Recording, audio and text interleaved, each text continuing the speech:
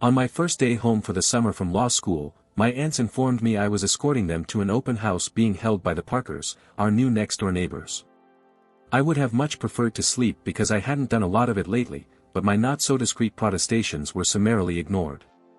So, at 6 p.m. on Friday evening, I was dressed in charcoal gray slacks, blue blazer, white, button-down shirt and a silk Brooks Brothers tie.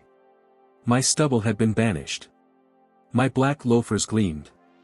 "You do clean up nicely, Jimmy," Aunt Dorothy said admiringly as she looked me up and down. "You're quite a handsome man," Aunt Linda said, beaming up at me. "I'd better be to escort two such beautiful ladies," I replied. Aunt Linda giggled.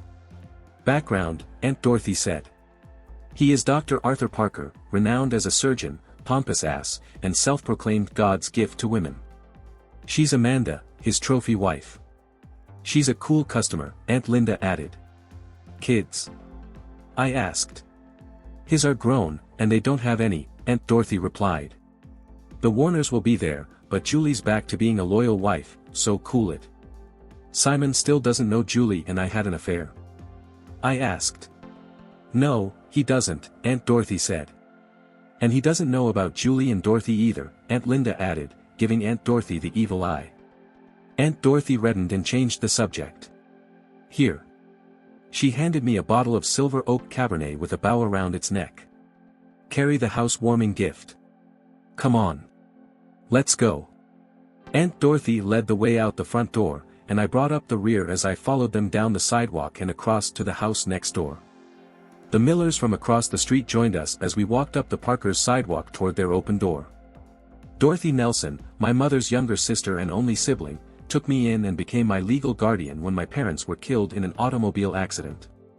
She was 25 and a year out of nursing school. I was a lad of 10. Only a few months later, Linda Connell, 23, graduated from college with a teaching degree and moved in with us. She wasn't really my aunt, but calling her aunt was a convenience. They raised me with all the love and attention a young man could want. Our house was in an upscale neighborhood near the downtown area where older homes were being demolished and new mansions being built for the doctors, lawyers, and other yuppies. Ours was one of the best of the earlier construction and impeccably maintained. The Parker home was one of the new ones, almost gaudy in appearance. As we queued in the reception line, I got my first look at Amanda Parker. She stood next to her husband, smiling woodenly as she met Mr. and Mrs. Miller. Amanda was a cool, classy beauty with long, loose curls of strawberry blonde dyed hair framing a square-shaped face, a full mouth, clear complexion, and eyes of seafoam green in a lightly tanned face. When the Millers stepped to the left, I saw the rest of her. She wore a white, backless cocktail dress with a square, halter-style bodice that tied behind her neck and low on her back. The dress, made of a slinky, clinging material, fell to mid-thigh. It was the perfect dress to display, in a socially acceptable manner, the perfect figure. Her white open-toed, sling-back pumps with a 5-inch high heel brought her to about 6 feet, her husband's height. There was a solitaire diamond dangling from a gold choker around her neck and an anklet around her right ankle. Then Mrs. Parker noticed me. Her body language clearly said she liked what she saw. Aunt Linda went first in the reception line, then Aunt Dorothy, who introduced me to Dr. Parker, a beefy and florid man nearing 60. The word pompous fit him to a T. He turned slightly and introduced me to his wife before turning his attention to the people behind me. Obviously, my pedigree wasn't enough to hold his attention. When I shook Amanda's hand, electricity flickered up my arm. Her eyes, no longer wooden, sparkled at me. I handed her the bottle of wine. "Thank you, Jim. I'm happy to meet you," she said with more warmth than a bottle of wine deserved. The party was in full swing. I worked my way through the crowd talking to neighbors I seldom saw anymore. Some of my friends were there, either home from school as I was, or working in the city and back in the neighborhood to see old faces. I did visit with Simon and Julie, who stopped for a short but pleasant conversation. I was in the backyard talking with a group of 4 when I saw Amanda working her way through the crowd, playing hostess as she talked to her guests. She watched me surreptitiously from the corner of her eye, and it wasn't long before she joined us. We made small talk for a few minutes before I excused myself to go to the bar. I joined another group, visited with them, and waited. Once again, Amanda joined us. We all had a pleasant visit before she left to mingle with her guests. By then, I had received enough signs, signals if you will, from the wife of Dr. Parker to know she wanted me. I don't mean to sound cocky, or, heavens forbid, pompous like her husband, but I was not mistaken. She was a woman men pursue with wild abandon, hurling platitudes and diamonds like spears and laying roses in her path. I'm sure she had been fighting them off since puberty, so her instincts were trained to be wary. Her position as the trophy of a wealthy man doubled her need for discretion and increased her anxiety. So my pursuit of her, or my surrender to her after her pursuit, if you will, would be a little game of cat and mouse I believed I'd find most enjoyable. I rejoined my aunts who were on the patio talking to the Solomons, who lived in the next block. We were discussing the stock market when I felt a tug on my coat sleeve. I turned to face a young woman who was only 5'6" or so, even in her heels. She had bright, bleached blonde hair that fell straight, almost to her waist, far too much makeup, and she wore skin-tight, black leather pants encasing a well-shaped ass with a black leather halter top that was losing the battle to contain her chest. Her midriff was bare, and her navel piercing held a dangling diamond. "Hi, Jimmy Johnson. Remember me?" I saw the barbell in her tongue when she spoke. "Cheyenne Young. My, but you're growing up. I go to college in the fall. Come talk to me," she said, taking my hand.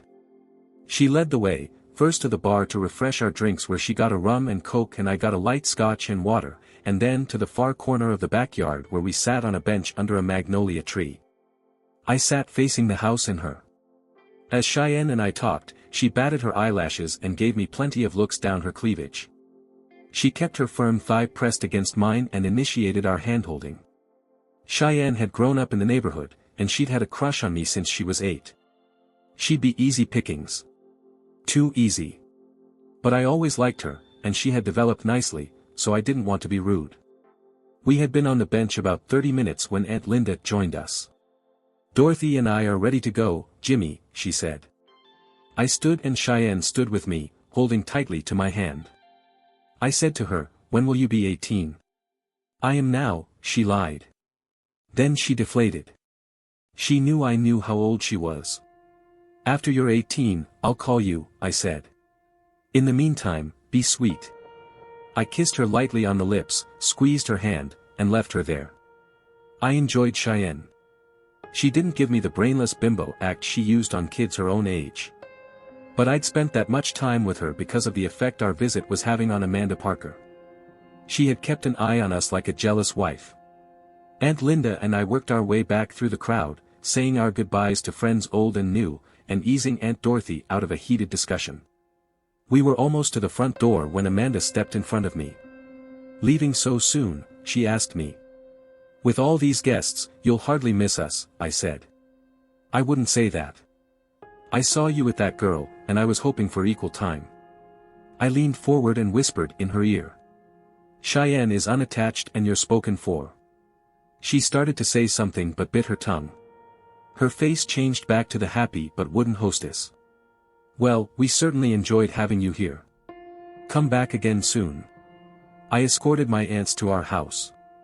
Aunt Linda went straight to their bedroom, no doubt to shed her high heels as she never enjoyed wearing them. Aunt Dorothy went to the bar. "Something else, Jimmy," she called out. "Thanks, but I'll pass," I said. I plopped down on the couch in the living room, kicked off my loafers, and put my feet on the coffee table. With a highball glass in her hand, Aunt Dorothy sat down beside me. "So, stud," she said. "Which one are you going to be at first?" I grinned but didn't speak. "Cheyenne would have done you on the spot if you'd asked her." Aunt Dorothy took a sip. "Did you make a date with her?" "I still think she's 8 with pigtails and 2 teeth missing," I replied. "I thought I raised you better than that, Jimmy. That is not the body of an 8-year-old. I told her I'd call her when she's 18. That's only in, 4 months. But that's not the real reason you put Cheyenne off, is it?" Aunt Dorothy said. "Meaning?" "Meaning Amanda Parker, the trophy wife. She is a beauty, isn't she?" "Yes, she is," I replied, and a picture of Amanda filled my mind. Aunt Dorothy watched me intently when I lamely smiled at her. She couldn't take her eyes off of you either. You know the wonderful doctor is gone all day, and she's alone most of the time. I didn't reply. Aunt Dorothy took another sip of her scotch and soda and said, "My guess is you'll have her by Friday." "This Friday?" "Wow, you do have a lot of confidence in me," I exclaimed. "I do. And I know she's very unhappy. She's not like me, Jimmy. You know how I treasure my independence." I nodded. Aunt Dorothy continued. "She likes belonging to a man and all that it means, but Arthur is a fool. He really does treat her like she's a slave girl in his harem, either ignoring her or showing her off like she's a brainless Barbie doll. No one likes that, and Amanda is certainly no exception. Did you see that diamond ring on her finger? How could I miss it?" I said. 3 carats at least. It's quite a rock. Your problem is she won't do anything to endanger her meal ticket. Why are you telling me this? I asked. Dr. Arthur Angus Parker is a pig who requires regular you-know-what from an office clerk I know in order to keep her job. A pig who has hit on both Linda and me. Aunt Dorothy. I do believe you're blushing. Tell me all about it, I demanded. You know I didn't give in, she said pointedly, emphasizing the I. But Aunt Linda did. He caught her at a weak moment, and that's all I'm going to say. I waited. It wasn't long before she continued. I will tell you this. He is one hell of a seducer, smooth as silk. She said he was good but not nearly as good as you are. She downed her drink, sat the tumbler noisily on the table, and stood. She kissed me on the forehead, rumpled my hair, and said, "It's bedtime for me. Lock everything up, will you, honey?" "Sure, Aunt Dorothy. Good night." I haven't said enough about my dear Aunt Dorothy. She's only 15 years older than I am, younger than my dead mother by 6 years. She is smart and intelligent. She has a good sense of humor and a backbone of steel. She's an attractive woman, tall and slender, with great legs and smallish chest. Her black hair is kept short as she hates to spend time on it. Her eyes, like mine and my mother's, are a rich, bright blue. She was 38, still in the prime of her womanhood. She and Aunt Linda taught me the difference between you-know-what and love and how they fit together. Aunt Dorothy would talk to me about anything, anytime, being open and honest. Sometimes, she was a little too clinical, but she was a nurse. She taught me about you-know-what. I don't mean Aunt Dorothy F me.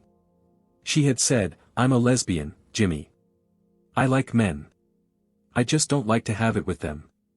But even if I liked to do it, I wouldn't do it with you because you're my nephew and I'm your aunt and your legal guardian, so quit getting every time you look at me." Aunt Linda was an entirely different matter. She was bi, and she wasn't really my aunt. She was as attractive as Aunt Dorothy, but shorter, less extrovert, and more passive. She had a sweet demeanor and a soft, womanly body. Men were attracted to her, but she usually told them no. She had had an 8-year-long affair with a married teacher at her school. Because he was married, their time together was sporadic. It was the way she preferred it. She was in the relationship for the you-know-what just like he was. Aunt Linda was the woman I first held in my arms. Together, she and Aunt Dorothy taught me what women like and want and need, how to please and do the thing and eat and stroke and tease them until they begged. Neither of my aunts would ever marry. As Aunt Dorothy said, if they needed a man they could find one. For love they had each other, sleeping together in a queen-sized bed in the master bedroom. I awakened early the next morning, slipped out of bed, and put on my boxer shorts before padding toward the smell of fresh coffee coming from the kitchen. Aunt Linda, in a revealing knee-length nightgown, was sitting at the kitchen table reading the morning paper. "How did you sleep?" she asked. "Just fine." I kissed her on the mouth and poured myself a full mug of her strong brew. "How about you?" "Wonderful as always, but I was thinking of a nap this afternoon," she said. "That sounds good. Maybe you could join me," she said, with a reddish tinge in her cheeks. "I'd love to." I never approached Aunt Linda. She always approached me. That arrangement had worked out just fine. I finished my coffee and read the sports page before changing into my running gear and hitting the road like I did 5 or 6 mornings a week. As I jogged the familiar streets near home, the air was cool and only slightly damp. After my run, I walked the final half block to cool down. I was opening my front door when a voice called out, "Jim." It was Amanda with my billfold in her hand. I had intentionally left it at the Parker house to see how it would get returned. She was wearing Bermuda shorts, sandals, and an expensive, tasteful blouse. She looked good, very good. As I watched her cross the yard toward me, I realized where I'd seen that walk. It was the straight-backed promenade beauty pageant contestants use when they walk across the stage. When she got to my house, I wished her good morning, invited her in, and closed the door behind her. She handed me the billfold and said, "This must have slipped out of your pocket last night." "Must have. Thanks for bringing it over." She was on edge. "Arthur is leaving for a conference in Boston in the morning. He won't be back until Wednesday," she said. "He's not taking you?" "He never does," she said. "That's too bad." "Well, thanks for bringing this over. I know you've got things to do." She bristled. My guess was in Amanda Parker's experience, men did not dismiss women like her, unless they were married to her. Rather, they curried her favor to bask in the sunshine of her beauty. She was on shaky ground, having to pursue instead of being pursued. She started to speak and her hands rose to touch me, but when her fingers brushed my arms, she dropped them to her side and blushed. I purposely brushed my hand against her as I opened the door. She turned and was against me, her expression said, "Kiss me," but I didn't. I smiled and opened the door. She looked confused as she stepped out onto the porch. "Have a good day," I said as I closed the door behind her. I went to my bedroom and hooked up my computer that I'd brought home from school. I checked my email and played around for a little while before eating lunch with my aunts. Over a tuna fish sandwich, Aunt Dorothy produced a honey-do list that would keep me busy most of the summer. I didn't run Sunday morning. In fact, I didn't get out of bed until 10 when my two dear aunts demanded I take them to lunch. "Nothing fancy, Jimmy. Just Matthew's Grill," Aunt Dorothy said. "Ah, Matthew's Grill. The best eggs in the world. And the best coffee." I had a grilled T-bone, 4 fried eggs, hash browns, biscuits, and coffee. "I forgot how much he can eat," Aunt Linda said to Aunt Dorothy as I finished up the last of my feast. An hour or so later, I went out back to start the yard work. I wore standard yard work attire, old shorts, an old t-shirt and tennis shoes. By 2, I was mowing the front lawn. Amanda Parker watched me from her kitchen window. I pretended I didn't see her. Soon, she came outside and pretended to examine her flowers. I killed the lawnmower engine and wiped my face on my shirt. "Hi, Jim," she said brightly. "Beautiful day, isn't it?" "Sure is," I replied. "You look like you need a break." "Want some lemonade?" she asked. "That'd be nice," I said. "Come on over."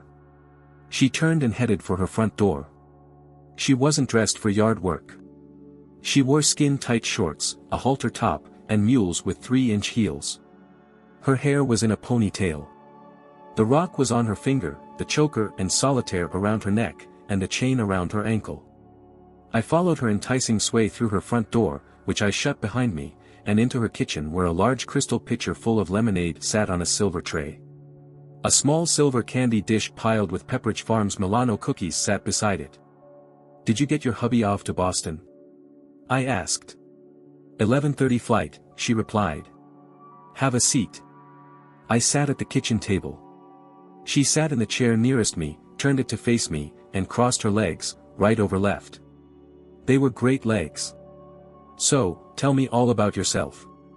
She leaned forward to pour the lemonade into Waterford glasses, with the pleasant side effect of giving me an excellent view. She asked, so I told her. Salutatorian of my high school class and president of the student council.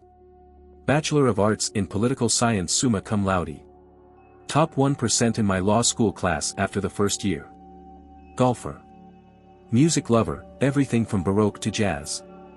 I filled in some details, told her how I loved my morning runs, participated in school activities, things like that. She was a good listener. "Isn't law school expensive?" she asked. I explained I had a couple of scholarships and my aunts helped. It was a bald-faced lie, but the truth wasn't any of her business. My father and his father before him had been single children and successful lawyers. Inheritance from my grandparents and parents, life insurance proceeds, the litigation settlement, and the skillful investments by the money manager over the 14 years since they had died gave me a brokerage account containing about $12 million. The income had paid for college. I did not flaunt my money and I never would. Then I laid the last bit on her, which seemed to be more important to the women I met than it was to me. I work as a male model, too, print work primarily, for everything from autos to underwear. I've done 2 TV commercials and been in a music video, I said. That sounds like fun, she said. It is, and it pays well. I'll bet you've done some modeling yourself. I did, she said brightly. Print work, of course, and some commercials, nothing national though. I wondered if Amanda had been with another woman. From the female models I knew, I guessed she had. Beauty pageants? I asked. Why, yes. Both the Miss America and Miss USA, but I didn't win. The judges were blind, I said. Thank you, Jim. She said it in a way that proved she was used to men complimenting her appearance. But she eyed me, evaluating the depth of my interest. How long have you been Mrs. Dr. Parker? Arthur and I were married almost 2 years ago. When you were 15. I said. She laughed, a soft, sweet sound with a hint of husky undertone. Thanks again, but I was 22. Which makes you my age, I thought. She hesitated. Go on, I said. My father's a doctor. He and my mother were friends of Arthur and Jane, his first wife. I've known him all my life. When he proposed, well, he is a handsome and prosperous man, and he does know how to court a lady. Why did he and Jane break up? She had an affair, and he caught her. Something made her blush, maybe the realization of what was brewing between the two of us. Arthur is a jealous man, she said introspectively. Why did she play around? I asked. I wasn't really asking about Arthur's first wife. I was asking about his current wife. Amanda understood, but she pulled down the protective barrier we humans develop to protect ourselves and our thoughts. I don't know. Speculate, I said. I couldn't, she said, but she meant, I won't. I leaned toward her, intentionally invading her personal space. She drew back, and her mouth opened as I tapped the softness of her left chest over her heart. What's inside here? In your heart. I like my life. She hesitated. She had to know I knew she was lying. I love my husband. That's a stock answer. What's deep inside? Amanda didn't answer. She uncrossed her legs and put both feet on the floor. The muscles in her thighs tightened as if she were going to stand, but she didn't. She looked out the window, seeing something far away. I'm not stupid, you know, she said defensively. I know. I suspect you're a hell of a lot smarter than you let on. She looked at me with angry eyes. Men see my body and automatically think I don't have a brain in my head. Not me. I think smart is better than stacked any day. Excuse me, she said. She stood and walked down the hall. I heard a door close. I walked to the window to see their backyard in the daylight. It was immaculate, with all the proper plantings in all the proper places and the hot tub bubbling benignly. I heard her footsteps and turned to watch her. She had adjusted her halter, let down her hair, and freshened her makeup. More lemonade? She asked. No, thanks. Come tell me about the real you. We sat down. She started slowly, probably thinking I wasn't really interested, but I was interested, and I am a good listener. I've got a bachelor's in English and I'm working on my master's in creative writing, she began.